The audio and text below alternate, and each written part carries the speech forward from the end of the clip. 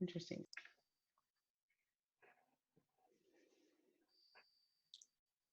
All right. Good morning, everyone. And we're just waiting for everyone to join our webinar, and we'll be started in a minute or so.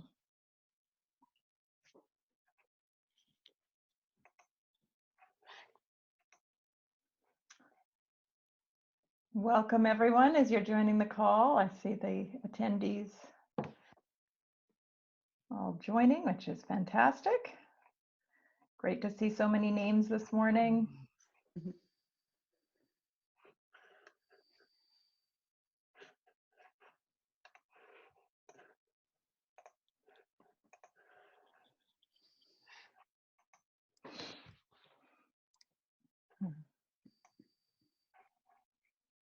Good morning, Barbie.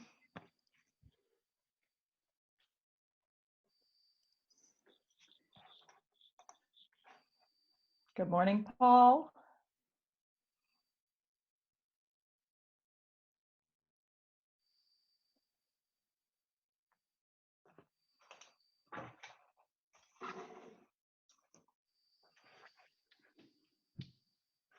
And Sandra, should we just wait another couple minutes, or are we good to get started?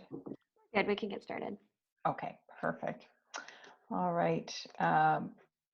There we go. All right. Well, good morning, everyone, and thank you so much for joining us. My name's Margaret Chapman, and I'm the outgoing chair of the board for the Halifax Chamber of Commerce. As of yesterday, actually, we had our AGM and I became the past chair. It's my pleasure to welcome you to today's Navigating COVID-19 webinar. In this time of uncertainty here in Nova Scotia and around the world, given the COVID-19 pandemic, and of course this past weekend's tragic events, we find ourselves faced with additional pressures and stress trying to navigate this unprecedented situation. Today, of course, there's a few events happening to commemorate and remember and support people affected by last weekend's events. And so I know a number of us may be wearing red for that purpose today. Entrepreneurs and business owners are all too familiar with that sense of uncertainty, but the current landscape is truly uncharted territory. It's important that we find time in the midst of all of this to focus on our mental health and to talk about our struggles. So I want to thank you all for being here today. And I'm just the host. I'm here to learn and listen as much as everyone else. And it's my pleasure to welcome our guest speakers who know a lot about this really important topic.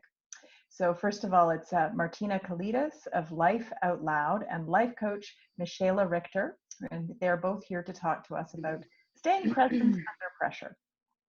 Martina is a mental health and wellness trainer, consultant, and speaker who founded Life Out Loud Mental Health Consulting and Creatives to encourage personal and organizational wellness and psychologically healthy workplaces. I heard her speak at an event in December, and she's outstanding. So welcome, and thank you for being here, Martina. Thank you. Thank you. Michaela is an ICF certified personal development coach who helps entrepreneurs and community leaders to break free from old patterns and find purpose and meaning in their life and work. Martina and Michaela are going to begin with a presentation, and we'll follow up with questions at the end. So if you have a question, what we'd like you to do is enter it in the Q&A box, and that should be at the bottom of the webinar screen. I'm sure we're all pretty familiar with Zoom these days, but if you're new to it, you should find a button at the bottom underneath the presentation marked Q&A, and you can pull that up. And we invite you to converse in the chat box as well. So you'll see that you can address your message to all panelists and attendees, or just to panelists. And that would just go to me, to Martina, and Michaela. So you can choose how you want to use that and what kind of viewership you'd like. And I want to encourage you to address your message to panelists and all attendees when you do that, so everyone can see the post if it's something that's of interest to everybody. So let's get started. Martina and Michaela, I'll turn it over to you. Thank you. Thank you very much. And thank you to the Chamber for, again, holding space for these important conversations around navigating COVID-19 in the very many areas. I've attended a financial one, what's available, for business owners in the financial realm. And it's great to see that there's also space to have conversations around mental health, which is, oh, so important. You know, both Michelle and I are just really delighted to be invited to sit at the table and make a meaningful contribution to this webinar series. So thank you for that. We'll get started. I just also realized about the question and answer. So Michelle will probably be primarily taking a look at the questions where I have the slides on my screen. So we'll do our best to make sure that if there are any questions that are directed to either one of us, that we will. I'll be keeping an eye out. Awesome. Team effort. I love it. All right, so let's get started. Good morning, everyone. This is so interesting for me. It's so new, speaking in front of a screen, but not really seeing the audience. I see the panel on the side, but anyway, here we are. But my name is Martina Kalaidis, and as mentioned earlier, I'm the founder of Life Out Loud Mental Health Consulting and Creatives. I work with employers and organizations to provide certified and customized training around mental health in the workplace. So really helping organizations in understanding the psychological health risks in the workplace and identifying actions and implementation strategies to best support a healthy and productive work environment. So I worked 10 years as a personal development counselor and trainer. And in 2018, I burned out and was later diagnosed with anxiety and depression. And that experience really prepared me for the work that I'm doing now in the field of mental health, and has provided me with an opportunity for authentic leadership and work that is meaningful and purposeful.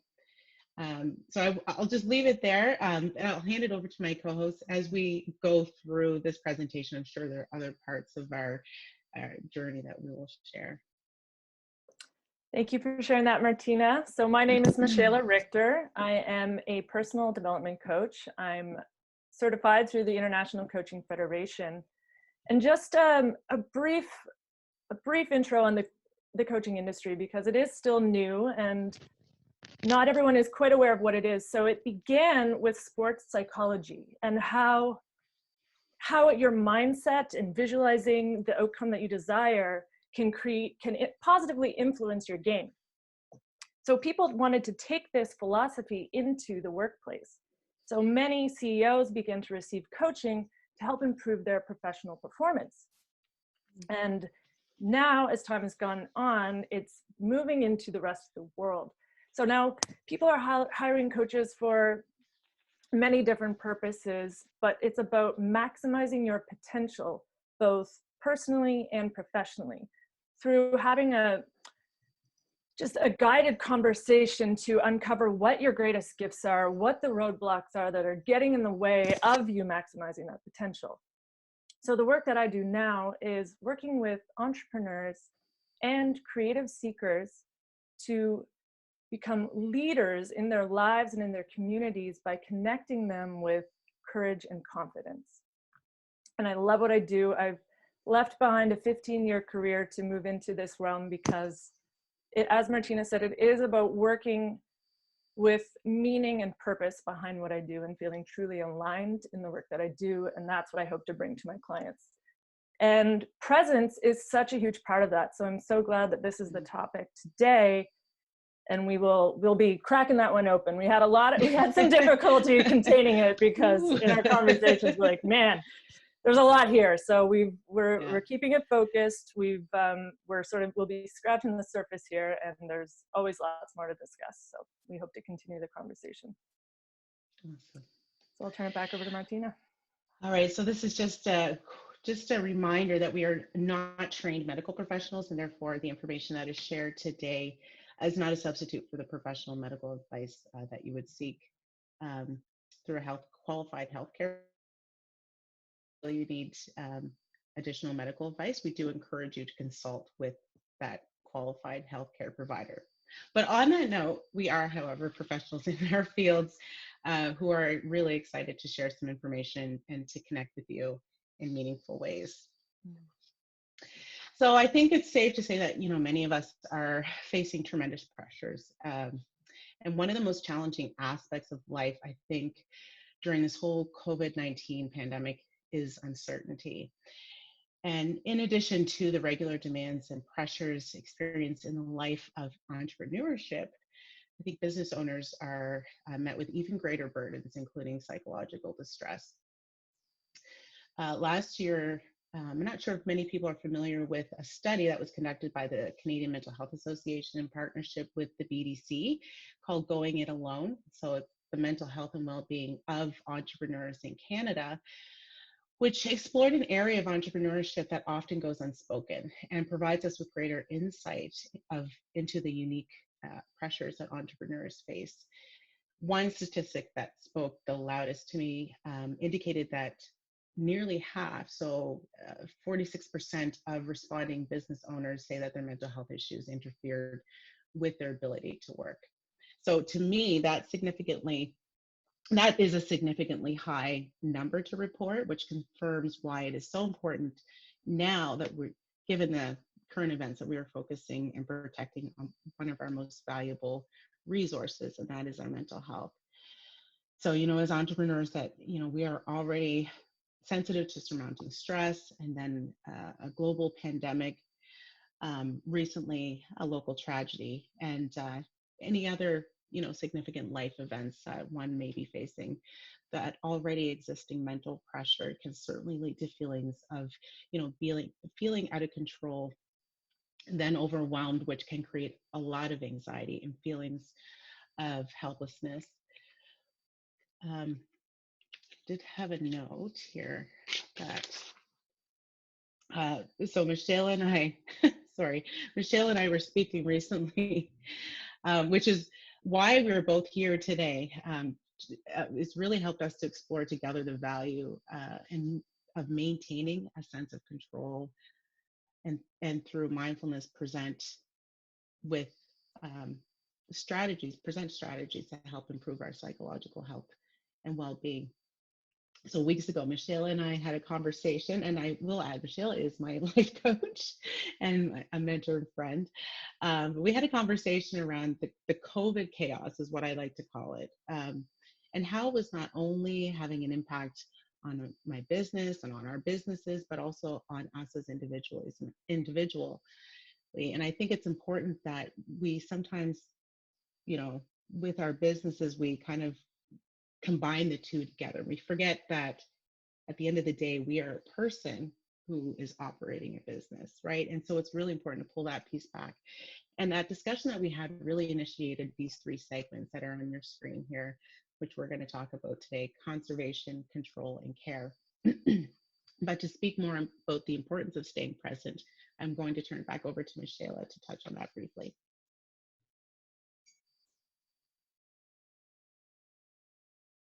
Let me just unmute myself. Oh, I thought that was me. I was like, huh? Presence is so important, and I'll be diving into this a little more, but when we are placing our thoughts in the future or in the past, we've placed it out of our realm of control. And when we are focusing on the present, we're actually working with information that is here. So our brains like control. Control equals comfort. A lack of control equals danger to our brains, which can trigger a whole cascade of stress hormones. So that's why it's so important to be aware of where our thoughts are landing and how that's impacting us. And we'll get into this in a lot more detail as we go on. Mm-hmm. So the first part, so conservation. So generally, when we talk about conservation, I think we refer a lot to the protection of things found in nature. The action of conserving calls for us to use the Earth's natural resources in ways that are sensible and practical to protect and manage those resources. And so for the purpose of this discussion that we're having today, we would like to introduce conservation through the lens of mental health. So planned management and the protection of one of our most valuable resources, and that is right here, our minds. So how are we guarding our minds during a time when, we're inundated with so much information. We're inundated with so much media. There's so much fear that we're experiencing. And are we carefully utilizing the energy, which is another essential resource that really helps to protect and promote overall wellness? So I just want people to kind of think about that question for a second. How are we carefully utilizing that and protecting?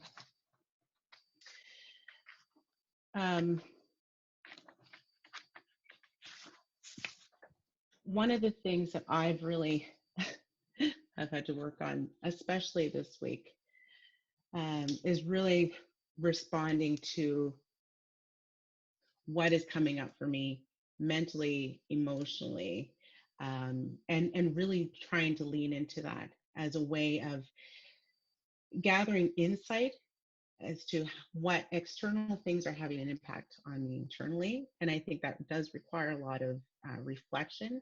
It requires us to genuinely respond to those questions that I just posed. And it requires us to focus on an awareness and an element that's within us that we like to call our energy bar. So I'm going to hand it over to my dear friend, Michela. Thank you for that intro. So this is an exercise I like to use with my clients, where I ask them to imagine that they have an energy meter in their body, ranging from red up through yellow into the green. And this represents the power that you have available to you at any given moment. So I want everyone to think of a time in your life where you felt truly alive, truly strong, top of your game. You didn't care what anyone was thinking of you. You felt your spine and your fingertips tingling with excitement. That's a green moment. And when you're in that place, your thinking is clear. Mentally, you're very certain and decisive in your actions. Emotionally, you feel good. And physically, you have so much energy available to you, you feel like you can do anything. So it really opens up a whole world of possibilities. And as that energy starts to dip towards the red, that can have a negative impact on our thinking. It can become a little more clouded. More uncertainty can come in, self-doubt, fear, all of these lower energetic emotions. Physically, we're just drained, like literally the battery's drained. We don't have the energy that we might have had in the green zone, and daily tasks even can become very challenging. So it's really important to check in with yourself when we talk about conserving. Where is your energy level at, right? And that requires some presence to pause, check in. What color is your energy bar? Do you have the capacity for what you have to deal with right now? And if not, how do you recharge yourself? And taking the time to really explore what helps recharge you, what helps get that energy back up into the green. And a couple ways that we'll explore some ways to do that. One is taking back some control. Like, where is the energy draining? Is there a leak somewhere that you can plug up, and as well as taking care, right? Practicing some care that's going to help recharge you. So coming to this idea of control, like I was saying before, we like control. Our brains like control. It feels comfortable. It feels familiar. We know what to expect. It feels safe. And when we start to feel a lack of control is when we're faced with uncertainty, a word we hear a lot these days, when we're faced with the unknown, when we can't visualize what the future is bringing.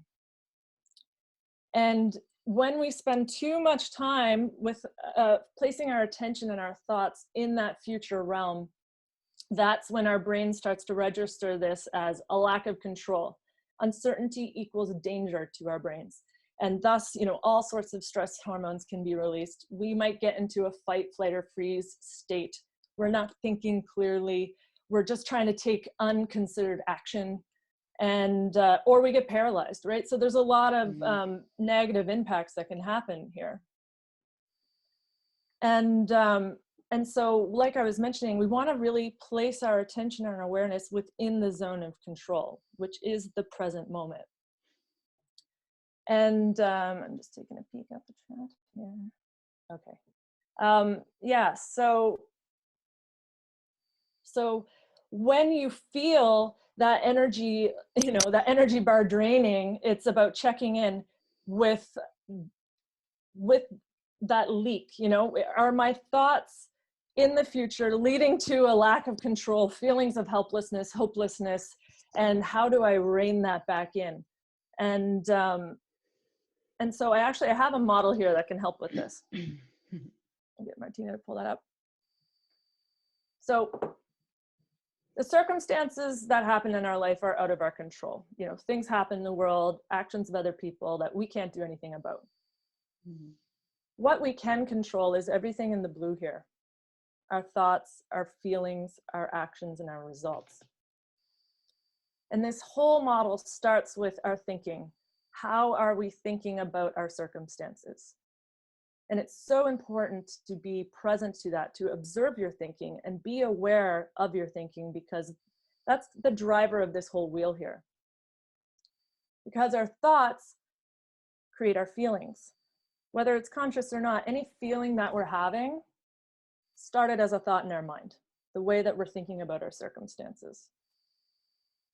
And our feelings drive our actions.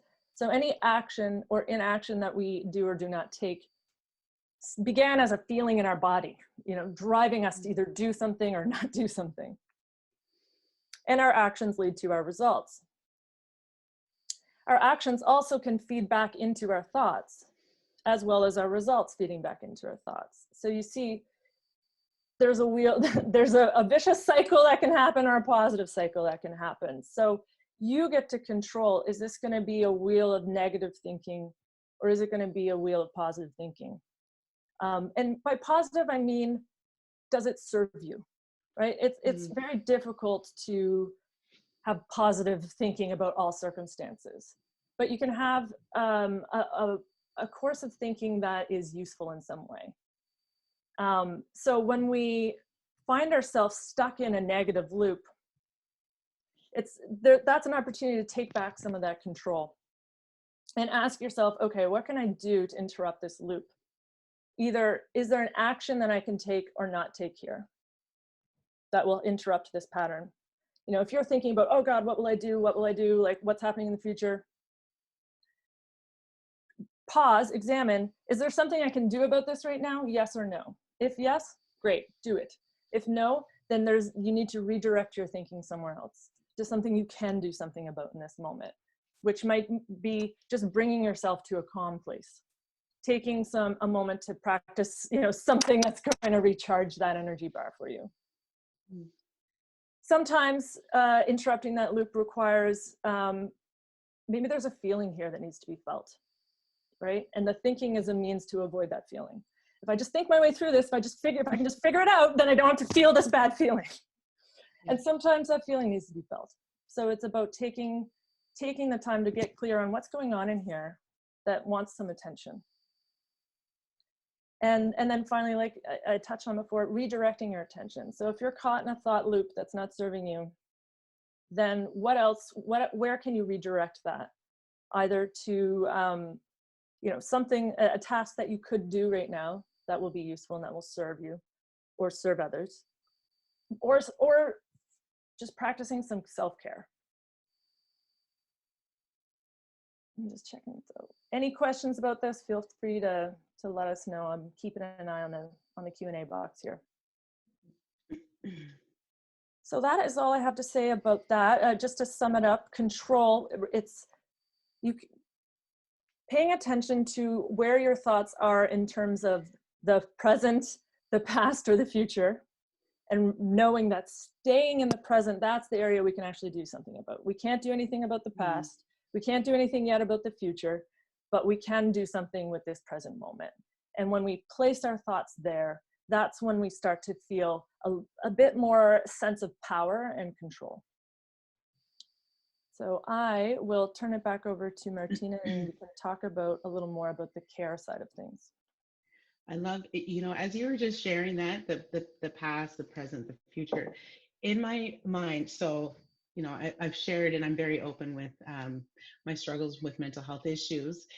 But oftentimes, what I've acknowledged, and I've also said this to my therapist, is that when the depression comes on the most, it's when I'm living in the past. Mm-hmm. When I'm feeling most anxious and I feel like I'm debilitated by like overwhelming feeling of stress, anxiety, out of control, my thoughts and attention are in the future. Mm-hmm. And it's when I am present, I'm in the here and now, that I'm focused on, you know, life. I'm focused on breathing. I'm focused on the things that are serving me, as you had mentioned.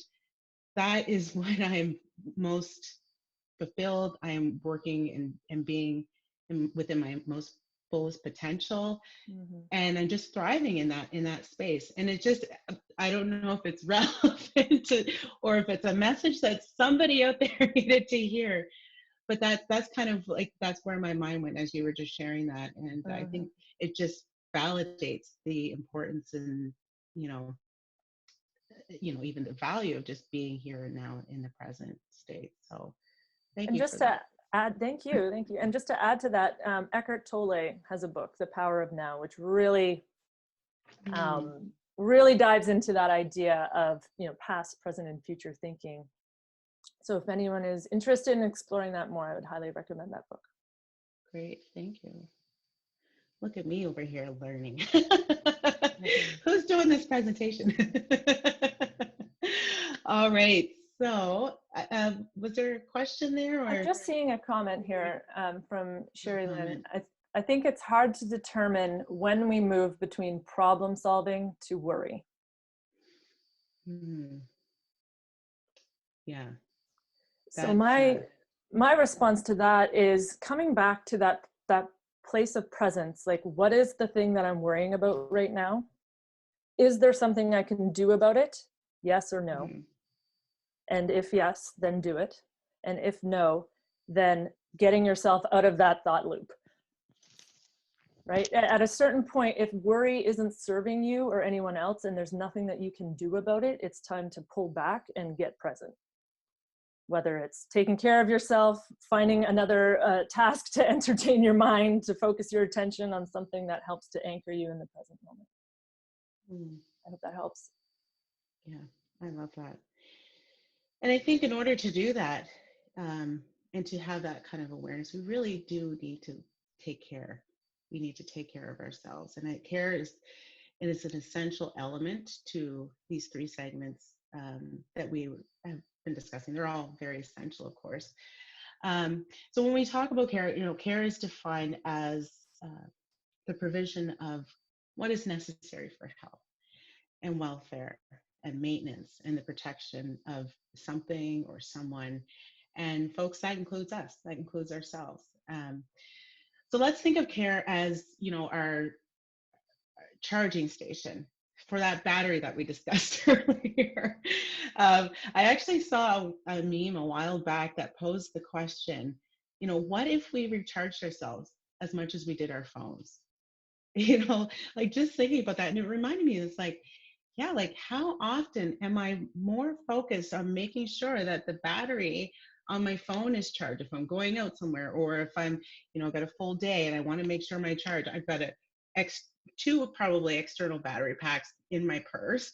Like I'm doing all of these things to prepare in case my battery gets drained. But how am I doing that in recharging myself and serving myself in that way?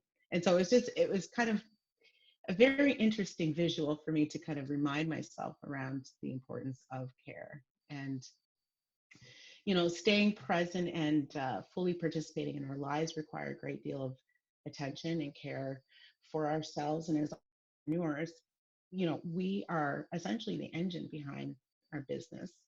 That requires regular daily maintenance that will support us in running our business effectively and efficiently. And yeah, boy, oh boy, I'm telling you right now, self-care is one of those things that I know I will be continuously working on, and as I think all of us are. But it really um, has been the foundation of what I'm doing today in my work, excuse me, around mental health. And, one of the greatest lessons that I've learned from burnout is that, burnout didn't happen overnight. And I've also acknowledged that recovery doesn't happen overnight. And one of the um, biggest contributors leading to my experience with burnout was my lack of attention to the present. I've learned and I've learned and trained myself to distract from uncomfortable emotions, challenges, stressful situations by staying busy, overworking myself, focusing my time and energy and attention forward into the future, which, as I mentioned before, really only heightened my anxiety. And the turnaround point for me was when I, consciously chose to lean into the discomfort, embrace vulnerability, and be present. It was then I was better able to find clarity in my experiences and, regulate my emotions effectively, which ultimately helped me to better manage what was necessary for my own health and wellness. So maybe let's take a moment to just think about what helps us move into the green, that green area, or maybe even reflect on, where we are today. What is our battery? What is our measure right now in this moment? I know earlier this week I was probably orange red. I think the unfolding events of everything that had been happening, I was already tuning into news around COVID and then trying to be mindful about how much information around this horrific tragedy that we're working through now, how much of a compounding interest that was having on taking away from my mental charge. And so it was a challenging week. And it was hard. And I had a conversation with Michelle and I said, I'm really struggling. I'm struggling because, I'm trying to be productive. I'm struggling because I'm really trying to prepare myself for this presentation on Friday. I'm struggling because I'm trying to do my work and I can't take my mind off things that are really hard to face right now. And, we had a great conversation about even our presentation. How are we going to stay present? What are the segments that we have acknowledged as important? How are we utilizing that in this moment? And it's easier said to do these things when we're in a good space, but when we're in the midst of the valleys, it really can be challenging and difficult, but it's not impossible. And it really needed the time to just kind of pull back and give myself that space to be present. So I saw this quote when I was in the midst of silently struggling prior to burning out, as I was really exploring what it meant to take care and to provide myself with self-care. And the quote read, "Be there for others, but do not leave yourself behind." And that's been kind of like a guiding light for me, especially now working for myself. It's it's important and it's a priority that we really do need to be mindful of how much we are giving, and also how much we are receiving for ourselves as well, and giving back to ourselves. Take a sip. So how are you nurturing and caring for yourself? And when you think of the message self-care, I know it's, I've heard people say like self-care is such a trendy topic. And over the last couple of years or so, it's been really, I think people are really heightened and attuned to what self-care is. But I think it's also important and critical that we also remember that self-care is not just something that we do. It's not just an activity. It's really an intention. It's an everyday practice that we can implement in our day-to-day to help us preserve and protect our mental health. I know when I first started talking about self-care, um, before, when I was a part of a mental health organization I had co-founded, I, I, I really had to adjust the idea that, self-care for me isn't just, I'm going to schedule in a bath and have a candle and enjoy the things that I really enjoy. That is part of it. But self-care is the intention. It's the, understanding why it's important that I need to take some time out as well. So these intentional actions certainly look very different for all of us. But again, it requires us to consciously choose actions that can effectively support our overall wellness. And, focusing on what is priority is a way to divert our attention perhaps away from what is not relevant and what is not urgent, or what is only pulling and draining from our energy reserves. And also tuning into what is priority in our lives requires us to set healthy boundaries. So recognizing that in this moment of time, things look very different. Productivity looks very different. I don't know if anyone else can relate to that, but for me, I've acknowledged that productivity is very different right now than what it was before this pandemic. Business operations may look very different. Our home life looks very different. Socially, and how we interact with one another is different. And so this requires us to really set parameters for ourselves, around ourselves, and others actually, on how to adjust and adjust accordingly to those changing environments. Another important element in taking care is to really lean into what you are experiencing and feeling. So feel what you need to feel. This is an intention that I've been spending a lot of time with lately.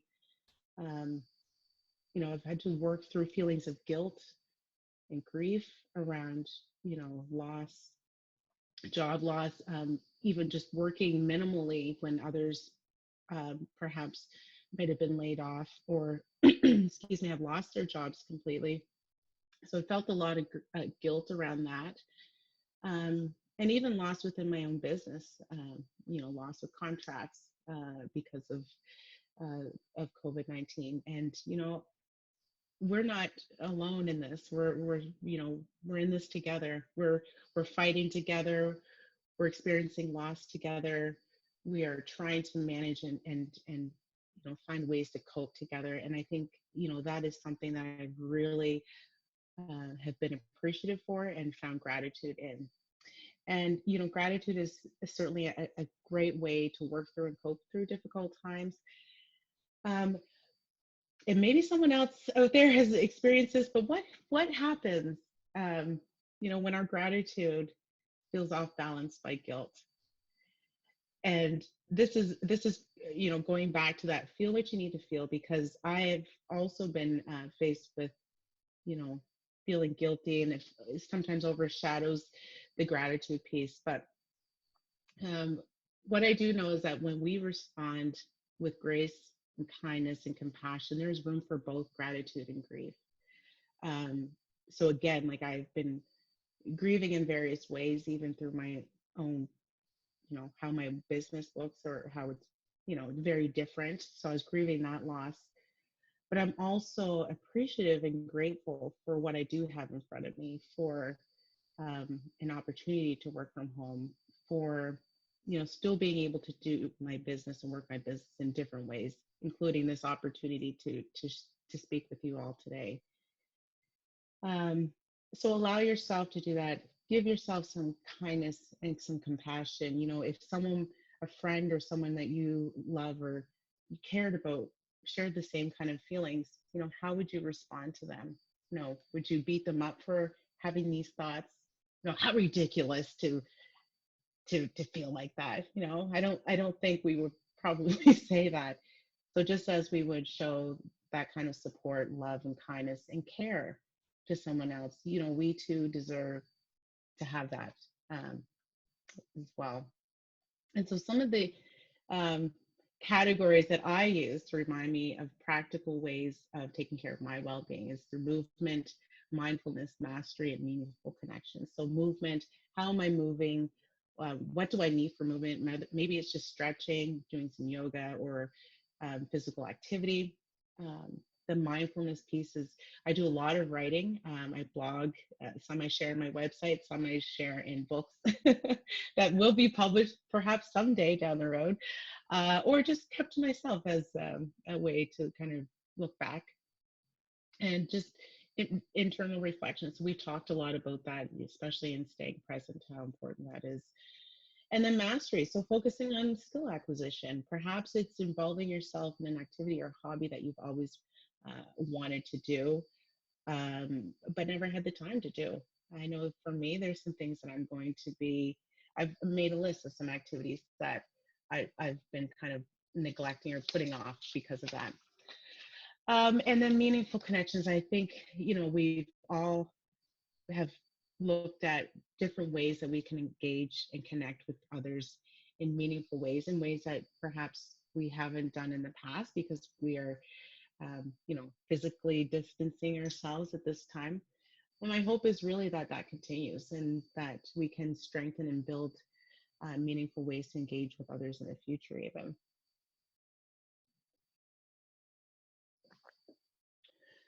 And I think one of the last points I just want to leave us with, because I do recognize we are getting close to the end, is just reminding everyone that we are resilient. We have the ability to live a purposeful life after hardship and adversity. And as individuals, we can build resilient capacities through our everyday intentions and actions that strengthen our mental muscles that helps us to grow from hardships. And so really the message is that it's so important that we just, give ourselves the space, the time to be present, to be here. Our presence now is our power, and that is our potential. So I just want to thank everyone so much for joining us in this discussion. Michelle and I have talked about we could do this probably all day or all day, and perhaps there will be a follow-up session around this topic. And I just wanted to let everyone know that we've linked some additional resources and supports for you. The study that I mentioned earlier through the BDC is there as well. And some local provincial support lines there that are available to access if individuals are finding themselves needing additional mental health support. Those are really helpful. I was just wondering, Martina, if we can share those electronically other than just on the screen, if we can send those out as well. Yeah, absolutely. Yeah. The whole presentation? I was just thinking particularly about the last slide, but the whole presentation would be great. Oh, but I was thinking the resources particularly would be wonderful. Mm-hmm. Yeah, not a problem.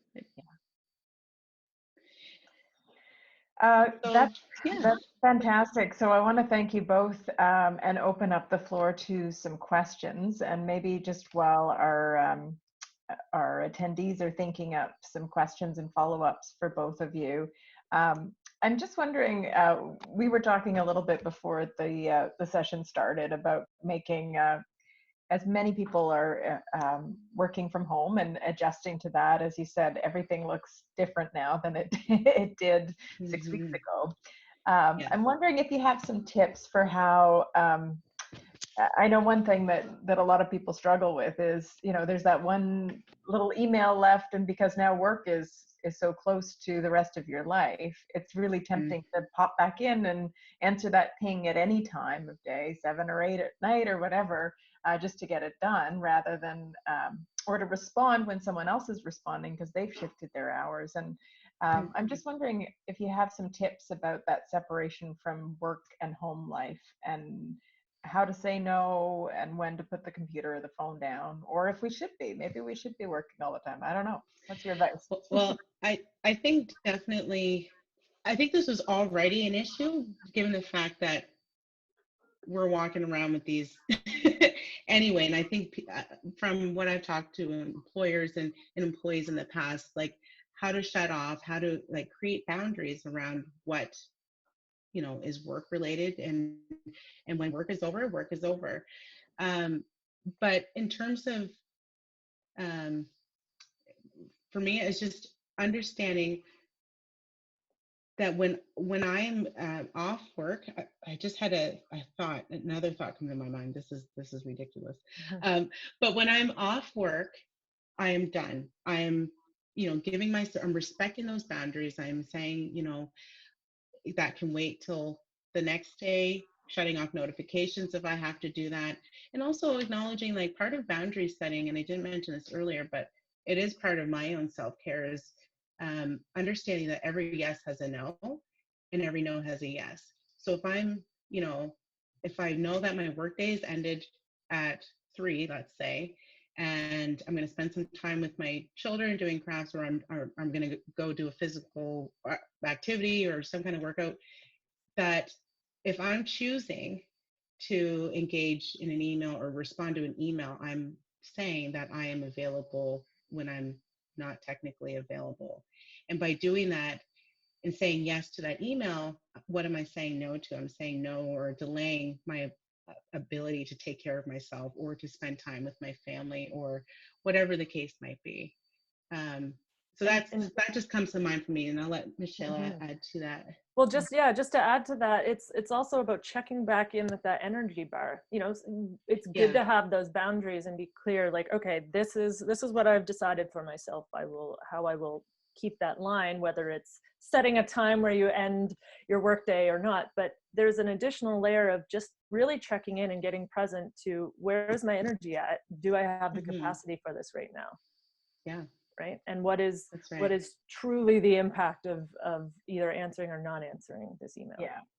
And I know personally, I sometimes say, you know what, I'm going to answer this because I know otherwise it's going to be on my to-do list, and I'm going to wake up in the middle of the night thinking about it. And if I answer it now, it's done, and then I won't be thinking about it. So I kind of tell myself I'm doing this to help my sleep tonight, or things like that. But obviously, it's a very personal choice about what you do when.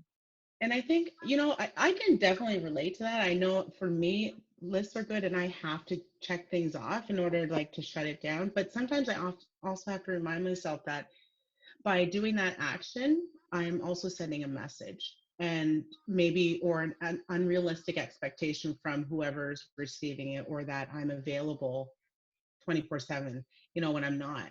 Right. So it's like kind of balancing those two pieces out. Is this a one-off, and I can really just answer in a few seconds and carry on, or, am I habitually doing this and responding in this way? Yeah, no, that's a good tip. Yeah, but I could definitely relate to that. I saw someone's email signature said something like, I'm answering this email at a time that's helpful for me, but I don't expect you to respond now. And I thought that was kind of nice because, I might be doing emails at 10 o'clock because that's a good time for me after, other obligations are dealt with. But I'm not expecting you to be online at 10 o'clock to reply to me, right? So, yeah, I actually download Boomerang, I think it's called. Yeah. So sometimes if I do have a minute, I'm like, oh, I've got an idea. I want to send this off to someone, so I'll send it, but then I'll schedule the email to go out during a regular business hour as well. So that's kind of one of the ways that I've learned to,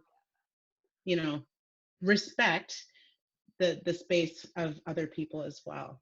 Yeah. Yeah. So we've got some great questions coming in. I think you guys can see them as well. So why don't we go to Paul's question first? He's got a couple. One is around tips for handling the emotional aspects of laying off employees that you work closely with due to the economy. Really tough situation, obviously. Yeah. Yeah. So something that comes up for me here is getting clear on what is an emotional aspect and what is a thought, right? And really extracting those.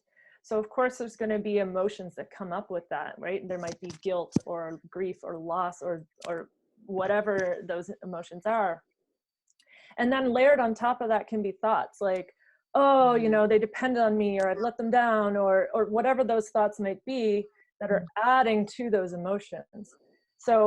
So if you can disconnect those and get clear on what is what, then it's okay to feel those emotions. It's appropriate to feel those emotions. However, don't be aware of where you're adding a layer of guilt on top of that.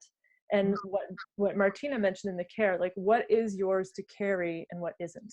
You didn't create this circumstance. That was out of your control. That's right. You are responding in the best way you can given the current information. Yeah, that's great. And Paul's second question here is about motivation and keeping motivated and engaged when struggling with all the disruption going on and unpredictability. I know myself, I go through good days and bad days, and some days I feel really, as you say, I love your metaphor of the battery. And some days I have those really low days, and other days I feel really motivated and engaged. So what are your tips for keeping that battery full? You know what? I think it's okay to have a low battery as well. You know, and you know what? This just popped into my mind. Some days I will put my settings on low battery mode, which doesn't draw on, you know, a whole lot of, like, it doesn't take the apps, I guess, do not pull a lot of energy from my phone battery life. And sometimes I've kept it on there for a little bit because it's not hurting anything, and it's okay to have a low battery. And I think that we have to kind of move away from the idea that even we have to have a full, what did I say yesterday, Michelle? A full forest green battery every single day. That's not attainable. It's not achievable. It's not realistic. It's not healthy even. Like I think even coming down into these moments, like just looking at that question, keeping yourself motivated and engaged when struggling. Like earlier this week, I was not motivated. I wasn't even motivated to be here. I wasn't motivated to get out of my bed because of the weight of what was happening. And it's okay to be in that place. It's okay to, like, you know, allow yourself to just kind of feel what you need to feel. That's what I was saying earlier. I had to do some reflection. And then I had to talk to someone that I trusted to help work through it. I had to give myself some rest, you know, and through that process of the care piece, I was able to come back out into more of the yellow and coming back. I'm still not 100% green. I will say that today. And I don't think many of us are. And I think we have to acknowledge what is still happening around us. And we have to be gentle with ourselves in that process, because this is a lot that we are facing. This is a lot. We've never been here before. There is no template on how to manage and how to deal with these things. And so we have to be kind, and we have to be gentle, and we have to know that I may need a day to just be in bed. I may need a day that I'm not going to work until 3 o'clock. Maybe my work day is now going to be 10 o'clock. I'll do a couple of things, and then tomorrow I'll see how I'm feeling. It comes back to that presence piece, right? You know, we're on a roller coaster right now. And I think this is something I've heard consistently, and sometimes we're up and sometimes we're down, and being really present to where you are on that roller coaster and going along for the ride. So when you're up, get things done that you need to do. And when you're down, allow that to happen as well. And take. It sounds to me like there's some resetting expectations that you can't expect to be engaged and motivated every single day, and it's okay not to be. I Yeah. think that Forgive this yourself time for is, not being- yeah. I think this time is teaching us a lot. Mhm.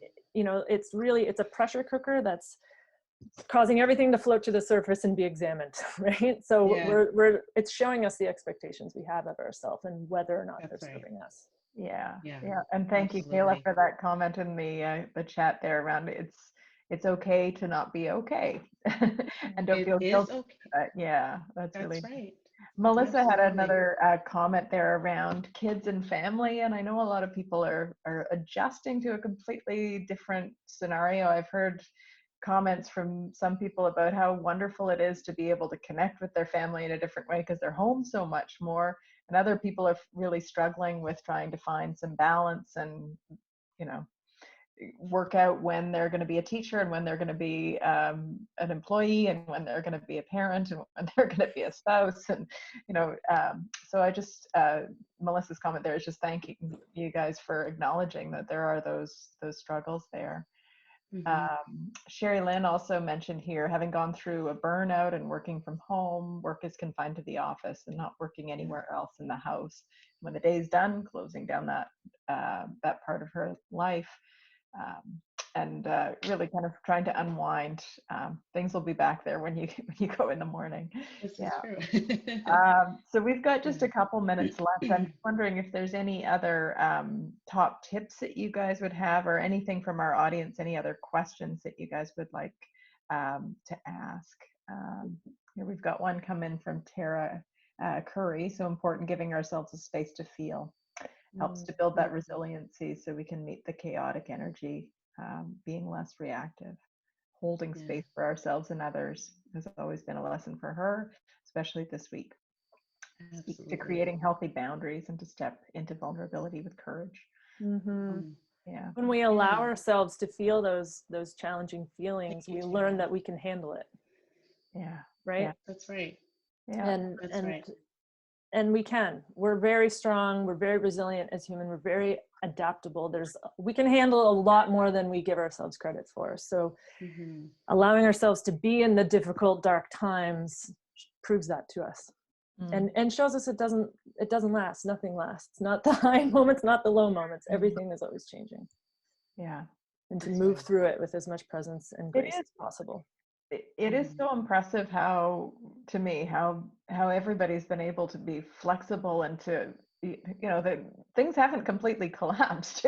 Lots of people are doing so many amazing things and, pivoting to being able to do remote meetings like this, 6 weeks ago, you think we were going to be doing like Zoom calls every day and learning this way? I would have never guessed, right? And it's so impressive to me how people are engaging in completely new ways. I think that we should all be kind of recognize how amazing that is. I love this quote that just popped up from Barbie here. My uncle once told me, we have bad days to learn how to respect the good ones. I think that's beautiful. Oh, yeah, this is so true. Absolutely. Wow. Well, I created a self-care strategy for entrepreneurs that I shared on LinkedIn. So I can also share that with you, Margaret, and you can send it out to the attendees as well as an additional resource that they can utilize. But it does talk about, some of those boundaries and how do we set guidelines around, how we're showing up and the importance of connecting with people. So that might be a helpful thing, but I certainly, I'm seeing everyone's message here. And it's just, it just makes me, I'm so encouraged by the vulnerability piece. I think that is really coming out. And a friend of mine shared on Instagram a picture of our premier, and when Steve Murphy and CTV News asked, "How are you?" and just to see his response and the humanness from a leader that has been carrying the province and so much for so long, and then this tragedy last weekend, just acknowledge this covering and this, community connection around, everybody has been so beautiful. And I will say that is a moment of gratitude that I can be a part of a province that yeah, is so strong and resilient. Yeah. So thank you to everyone for even sharing some of your own struggles Mhm. here. Yeah. So thank you to Martina and Michaela, your insights and all of the tips and resources that you've shared are really amazing. So thank you both for being here and for sharing your knowledge and expertise. On behalf of the Chamber, I want to thank you both, and I want to let everybody know as well that we're hosting more webinars every week with experts in access to capital, funding for not-for-profit, cybersecurity, and more. So at halifaxchamber.com/events, you can see our full lineup. And this webinar was recorded, I think as someone mentioned, so will be available to all attendees shortly. So we'll try and share that and the recordings as well. Take good care. I love so many of the tips there to really kind of be present and practice self-care. And this session for me has been really one of those things today, is to really take some time to think. So thank you. And thank you guys, all of you, for attending as well today. Yes, definitely. Thank you. All right. Thank you Thanks all. so much. Okay. All right. Take care.